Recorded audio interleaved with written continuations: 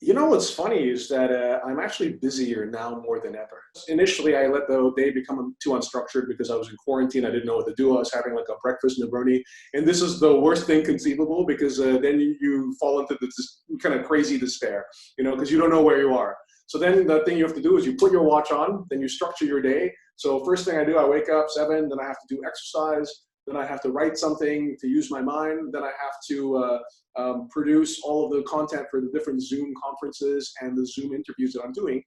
And the day is flying by. Actually, it's incredible. I next thing I know, it's 9 p.m. and I'm sitting in front of my television having my Negroni, and I feel like I deserve my Negroni, so I'm very happy. In general, I always take time to exercise my brain, right?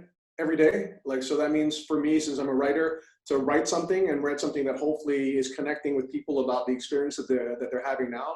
Or alternatively, it's to, I always find it initially intimidating when I am deficient in knowledge about something. So a good example is I discovered I was deficient in knowledge about Grand Seiko. So I was like, okay, now I have to learn everything about Grand Seiko, and then I have to write a story about it. Or vintage Patek chronographs.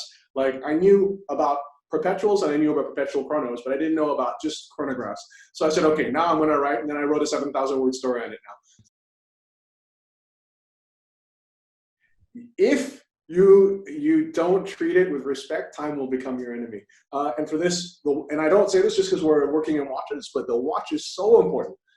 For me, it's like, okay, now, but in half an hour, I have another Zoom, but I have to take 10 minutes before to prepare for that. And then after that, I have a break so I can eat something. Then at 7:30 in the evening, I have an international Zoom with New York. You know what I mean? So it's time is your friend if you treat it with respect.